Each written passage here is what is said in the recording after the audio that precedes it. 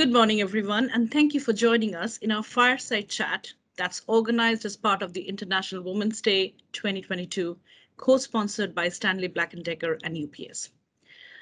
I would like to welcome Roshan Navagamua to join me in this fireside chat. Let me introduce Roshan. He's an Executive Vice President, Chief Information Officer for CVS Health. For those who doesn't know CVS, it's a Fortune 4 company. He leads all areas of information technology, starting from software development, technology operations, as well as innovations for the company. Well, beyond this impressive title, Roshan is passionately leading on DEI, providing strong sponsorship on the topic with a clear focus on women in tech. He started his career as a software developer while making his early passion for technology into a full-time pursuit. Beyond work, he shares a deep curiosity about the world with his wife and his young son. They call Chicago their home, love traveling, learning about history and cultural places and people around the world. Roshan, thank you so very much for joining me today and sharing your perspectives candidly. I know you for a while, so I know this is going to be very, very authentic.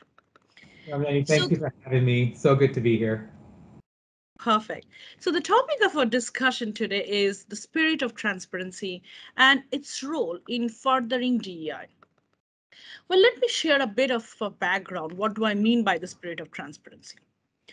In the world that we live in today, so much of complexity, conflicts, and challenges, we often overlook the different journeys many of us are having to undertake to get to the same finish line. Even for day-to-day activities, if you just pick those up, smallest decisions for a privileged group can be a massive life-altering decision for another. Now, these are the blind spots we operate with. Now, the good news, if any, from the pandemic is that it has encouraged much more transparency because we dealt with professional front from our bedrooms, from our home, opening up doors to our private life to the professional context. Now, the question then becomes, how do we accelerate the gender equality and the whole aspects of DEI as part of transparency? And as leaders, how do we become benchmarks to our peers? So with that, as I talk about transparency, there are essentially 4 lenses or angles that I would like to explore with Roshan today in this fireside chat. The first one is around mutual understanding. Second, on meaningful leadership. Third, on accountability and collective progress. Third around accountability and fourth around collective progress. So moving to the topic of mutual understanding. When we think about, gender equality, we often unpack stereotypes and unconscious biases. This is especially true for women in technology. Yet being transparent about your personal experience is so essential in building a culture in organizations which leads with empathy and genuine connection. And the whole point around how organizations holistically visualize and understand the landscape of bias that they need to reconfigure. So with that as a context, Roshan, I would love to explore, in your point of view, why is it important for organizations that are truly about meaningful DEI to build a culture of vulnerability, a culture of honesty, transparency for the employees? Ramani, it is, one of the most important first things that we as a company need to be able to do. We need to be able to really engage the full power of a person, right? Especially in a company like ours. CVS Health, as you mentioned, is focused on serving and driving healthcare and transformation of healthcare in this country. In order to do that really, really well, we need to be able to tap into the full power of our people and then use that in order to serve the communities that we're in as well as we possibly can, right? And we think that we need to be just as diverse with our colleagues as the communities that we are in and the people that we serve. So we think that it's a fundamental ingredient in our overall success as a company in transforming healthcare. We think that building the right culture is really important so that people don't feel constrained at work. We want their full selves. We want their best thinking, their best work. In order to get that, we have to embrace them and empower them. And I think that meaningful progress really is made through personal commitment, not just through organizational policies and frameworks. And I think in order to have that personal commitment, you need to build empathy. And how do you build empathy with other people? You have to have that vulnerability, that honesty, that transparency that you were talking about, where you're able to engage with each other as simple human beings.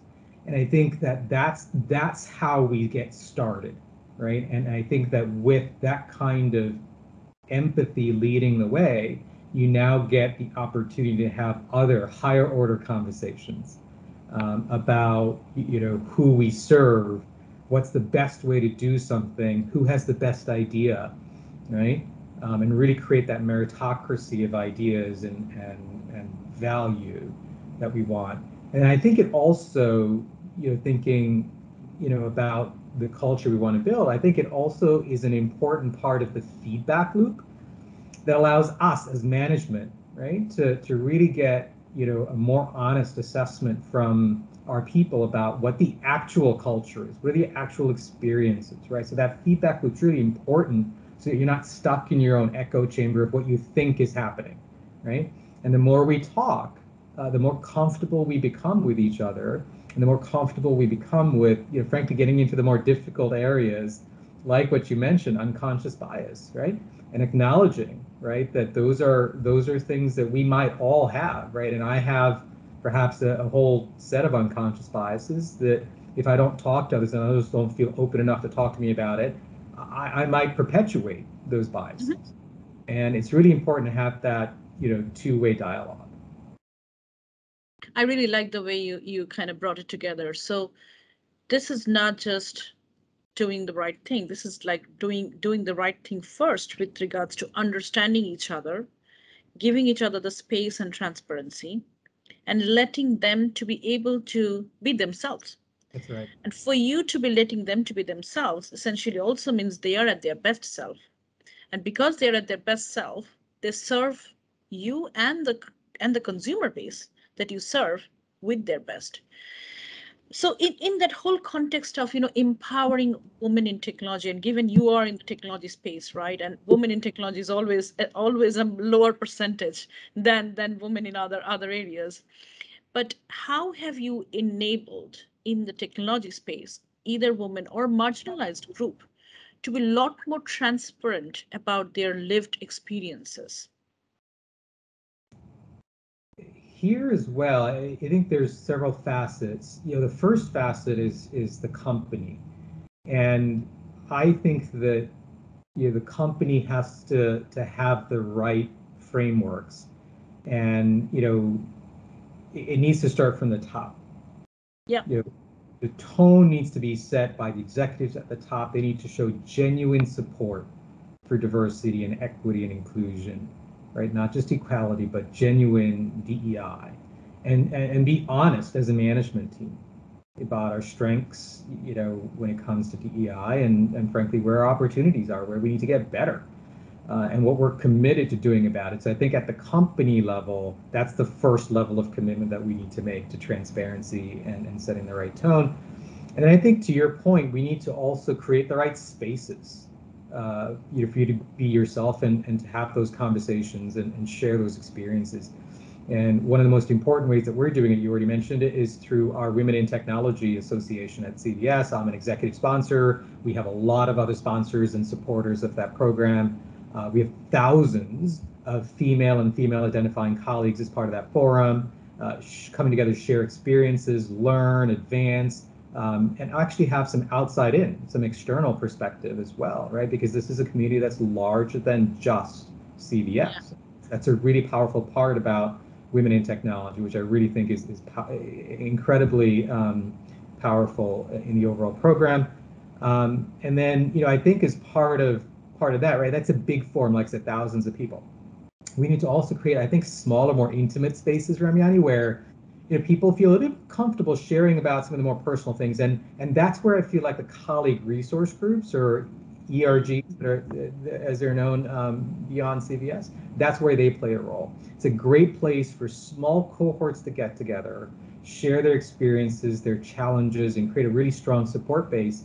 And some of these cohorts can be cohorts where you identify as female, you identify as another marginalized group, and you can have much safer spaces to have those conversations.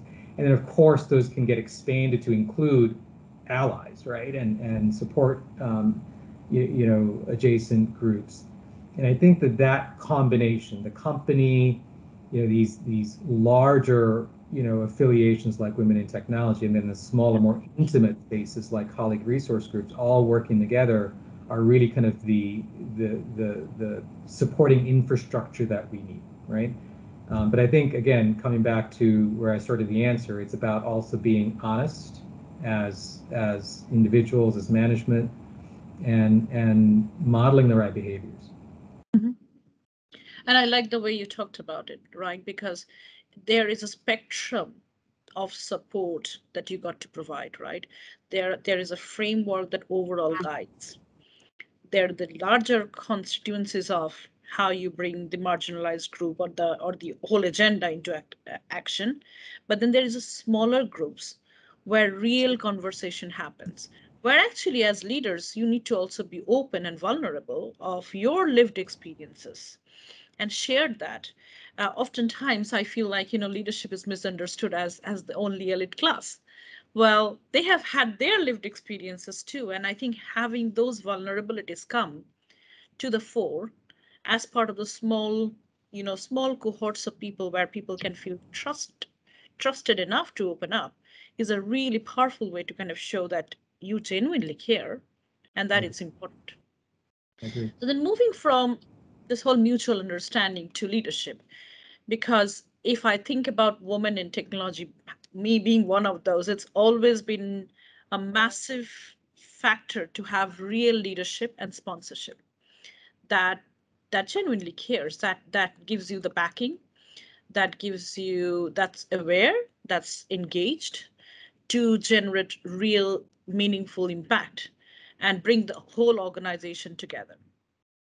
So how in your point of view, Roshan, how can senior leaders live and advocate for gender equality? And more than equality, I would say equity, right? Because I don't think we need the equality, we need the equity where everybody is valued for what they bring to the table in technology and set the tone for all employees to embark on a journey of inclusion. Because unless we are going for inclusion, just diversity doesn't tick the box. How do you see this? Leaders like yourself and others need to do that.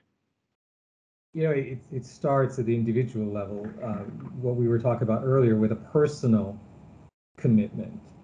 And it really does have to be genuine. And I think that's where we as leaders also need to learn to be a little bit more vulnerable, right? We're not individuals that are part of an elite class, really. It's not that. We really have to have a share of that vulnerability, and share our experiences. So I think from a personal commitment, it's sharing our experiences, it's modeling the right behaviors, and it's just being open, right? I think it's as simple as that. It's being open to being wrong, open to learning, open to others' experiences. And I think that's the fuel, in my opinion.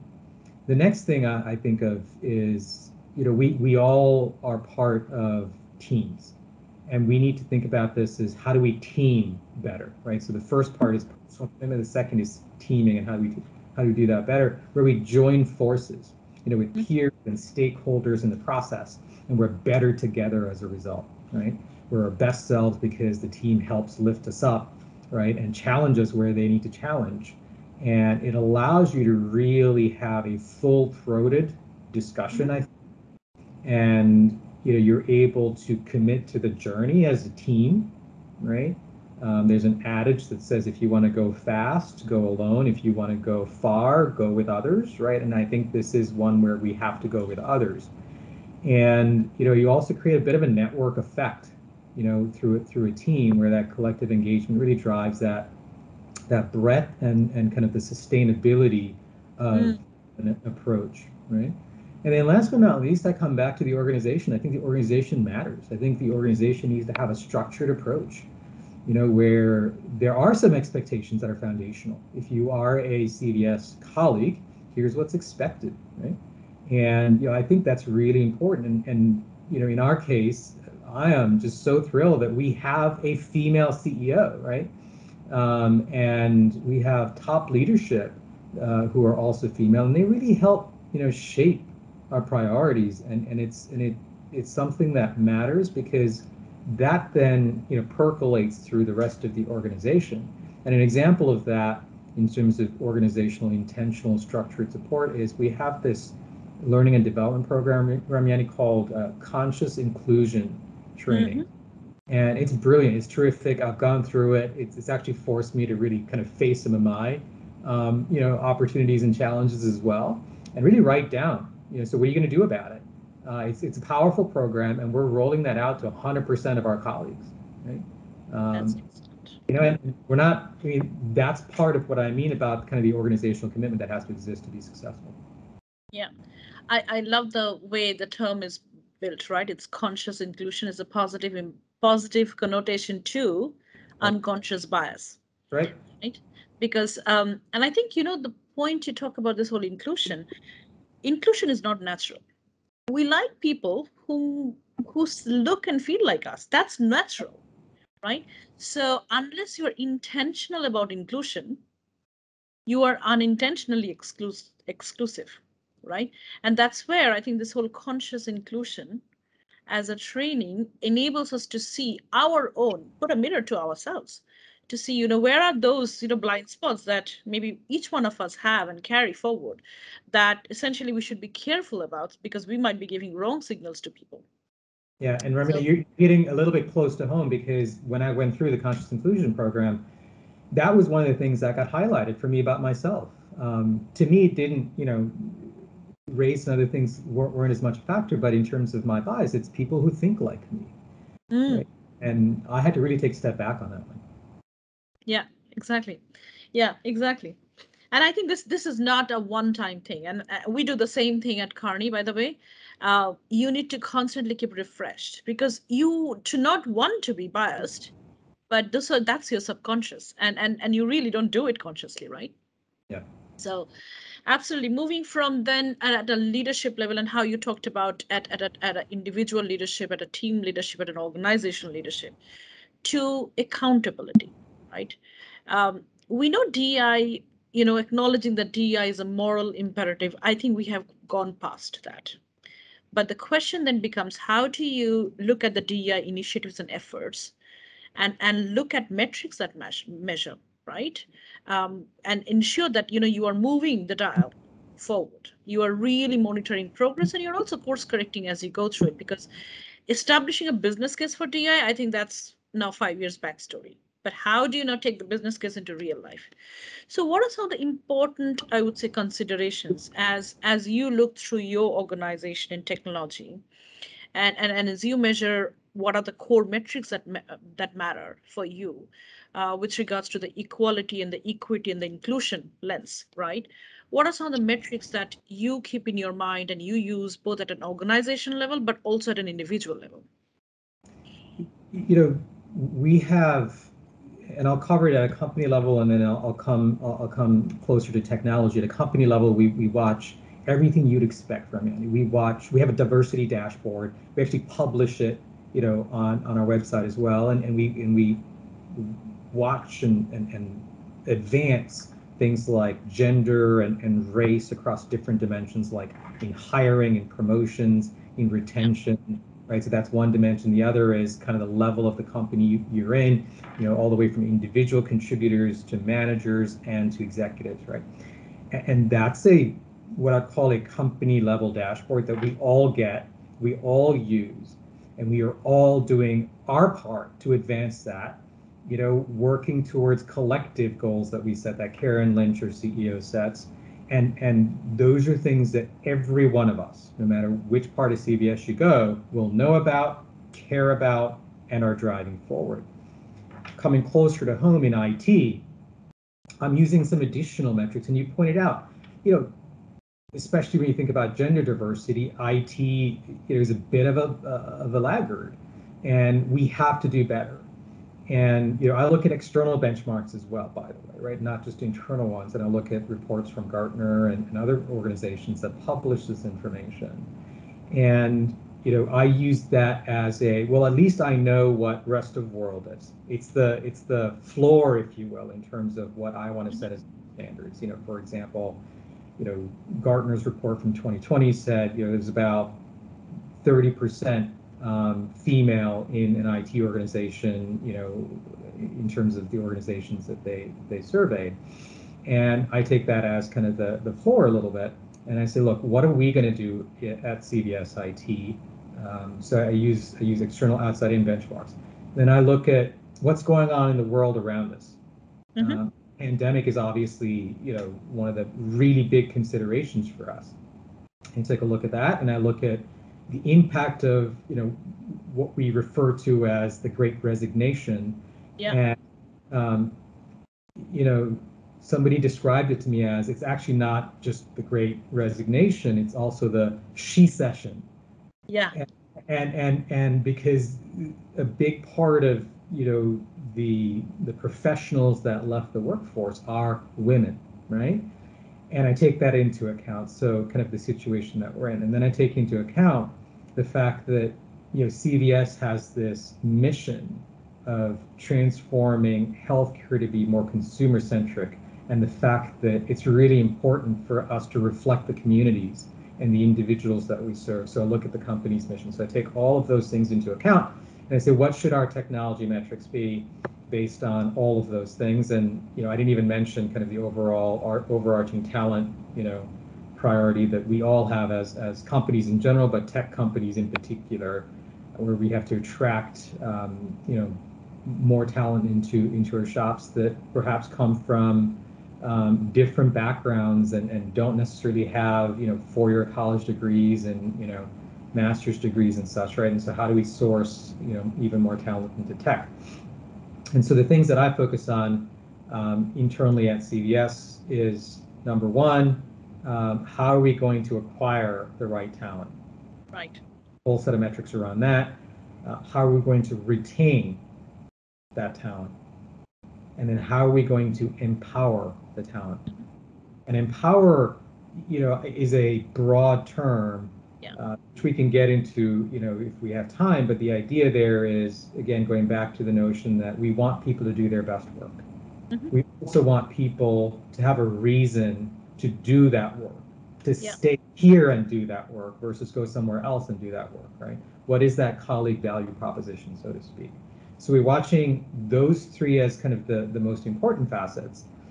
And within those facets, I'm trying to get from what our usual dashboards tend to show, which is, metrics that are lagging, right? Here's how many people we've hired. Here's our retention shown for previous month and such, right? What I'm trying to do is shift it to be more enabling and leading indicators. So when you think about leading indicators in terms of talent acquisition, it's what's the diversity of the resumes that are sourced in the first stage of the process, Yeah. okay? Are Yeah. you getting enough diversity in your sourcing process? Because if you're not, right, it doesn't translate into diversity in hiring. Exactly. So that's what I mean about leading indicators in talent acquisition. What I mean by enabling indicators, Ramyani, is something like who's doing the interviewing? Yeah. Do you have diverse people doing the interviews, right? Exactly. Do you have diverse ways of posting these requisitions, or is your language in your Yeah. job descriptions, right? Does it reflect some subconscious bias? Right? Does it reflect the bias for four-year college degrees, for certain types of roles where it's not necessarily required? Does it put a bias on experience where it's not necessarily required? And so how do you make yourself more open to Yeah. receiving the right kinds of diverse talent, in the organization? And then retention and empowerment are all about inclusion and equity. Yeah. Um, because it's not just good enough to talk the talk, you have to walk the talk. All the time. And how do you make sure that once people are in, that they feel empowered, they feel a sense of belonging, and they feel like they're thriving at work? And we look for those through, pulse surveys that we do around engagement. We look for that through these, what I call as colleague listening sessions that I do in small cohorts, really get my finger on the local pulse of Yeah. a team, right? And a particular area, and then factor that into, what are the programs we're going to introduce? How are we going to change our learning and development curriculum, right? And how are we going to make sure that people understand the opportunities that are available to them for internal mobility, right? And we set up what we call a talent experience platform to do Yeah. that. We're inviting people to come in, see what's available. And we're also changing the way that we could have asked people to take on new roles, where in the past you had to quote unquote apply for a new role, which is almost like applying for a job. And we're saying we're going to make it easier for people through this talent experience platform, where we're going to post gigs. Ah. And it's not as intimidating. There's not this, onslaught of an interview process. You're posting for a gig, and a gig could be something as traditional as a project, right? Where you're working on something that, has a start date and an end date, and then you go back to doing something else, or you go on to a different gig. Or it could be something, it's almost extracurricular, where you're engaging as part of our engagement champions. You're Mm. engaged in something else that matters to community, to the colleague population. I really like the multi-dimensional view by which you are looking at the whole accountability aspect, because there is the aspect of how you're bringing people in the organization and bring them in the context of such that you're attracting the right talent, and hence having the right people interviewing them, so that you have got a diverse community. So your inflow has to be good, because if Right. your inflow is not good, there is no way you can fix the upward growth, right? So that's number one. I like the way you are looking at how do I now retain them, so essentially give them the sense of inclusion and belonging, and how do I now empower them so they feel part of being in the driver's seat. That's right. The faster people think I am in the driver's seat, the the more included they are, the more they are their best self. And I guess that's the overall dimension of how you're looking at it. The other aspect you talked about, Roshan, made me smile, because we talked about whole customer back, and you are looking at the colleagues as customer back, right? You got to understand what they want rather than you trying to sell them a product that they don't want. And having that colleague experience, this talent experience thing, is absolutely excellent, because this changes the whole model, and it puts them at the center. And it's important to put them in the center, because we have a war for talent. It's something that everyone is facing day in, day out. So it's been incredibly, I would say incredibly enlightening, Roshan. If you were to now, I know we have talked about so many aspects of it, but if you were to kind of synthesize and say, what are the 2 to 3 things that you'd ask leaders across other organizations to take away in the context of bringing and embedding a culture of transparency for DEI, what would those be? I'd say first and foremost, it's a genuine personal commitment. Really, really examine, why it matters to you as an individual. And that's going to be, slightly different depending on who you are, where you come from. For me, I am a diverse individual. It matters to me at my core because I got here just like you said, Ramyani, because other people saw something in me, looked beyond kind of the superficial characteristics and invested in me. And I want to pay that forward, and I want to be able to do that for many, many, many other people from all walks of life. And to me, there's kind of a very personal set of reasons why that matters. For others, it can be a different set of reasons, but personal commitment is number one, right? And you have to bring your heart into it, right? So that's first and foremost. Second is, I think it's really important to think about intentionality. You know, what are the things that matter, especially in your business? Because at the end of the day, we are talking about running, doing this is in the context of running a successful business, and you have to be intentional about the things that you're focusing on. Third thing I'd say is set up the infrastructure to be successful, and the infrastructure is, include things like, the colleague, learning and development programs. We talked about conscious inclusion training at CVS. It's about your policies and your frameworks that sets expectations. I think infrastructure is very, very important. And the fourth thing I'd say is, measure what matters, right? We just talked about it, and you need to make sure that you've got telemetry that helps you make sure that you're on track, that you're going to get to that, that aspiration that you have. I don't call it a destination; it's an aspiration that you have, right? And that's why the telemetry. Make sure that you're heading towards your North Star, right? So I think those are the most important things. Love it. Love it the way you kind of brought it all together. Aspiration, not a destination, right? Genuineness of yourself, right? Because if the genuineness is not there, you can't fake it. You really can't fake this. So, Roshan, as always, this has been very thoughtful and a reflective chat. And thank you so much for your candidness on these topics, which needs real conversations, which needs dangerous conversations, which needs authentic self to be put forward. So, thank you so much for your time.